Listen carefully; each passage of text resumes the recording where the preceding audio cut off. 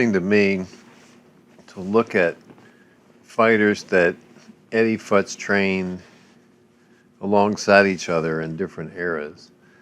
And you can see that he's teaching them a lot of the same things and then showing them how to apply it to the opponents they're facing. One of the things that had distinguished Joe Frazier's gym from the mid-70s to the mid-80s was the quality of the sparring day in and day out.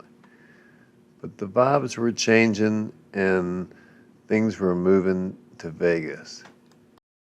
And Eddie was at Joe Frazier's gym less and less.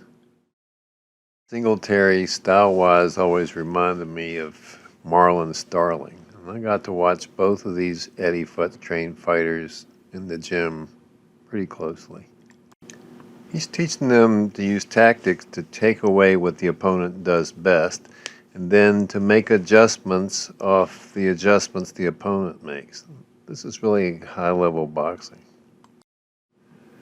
Eddie was busy taking fighters to titles and working their corners on both coasts. Success breeds success, and Team Futch was really developing a system.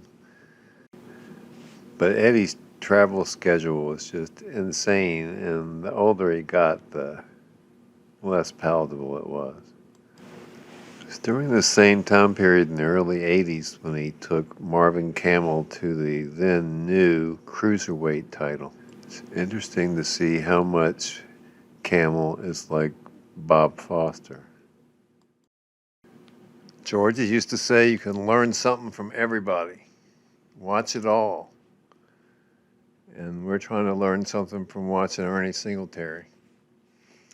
In the third round, he took Hearns' best shot, a right hand, no problem, to Hearns' amazement.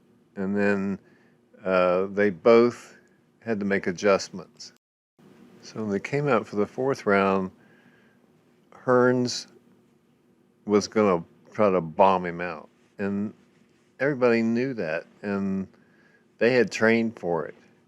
Now, what do you do? What do you tell a fighter? How do you prepare a fighter for this eventuality where this big hitter is going to just throw bombs at him for 3 minutes?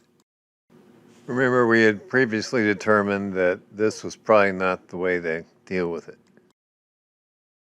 Back to fundamentals, we need to look at timing and shot placement.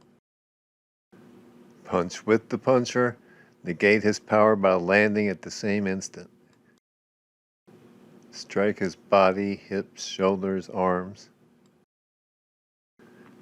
You can see Ernie doing this, and it works because it takes the power off of Hearns' best shots. And they understand that Hearns can't keep this up.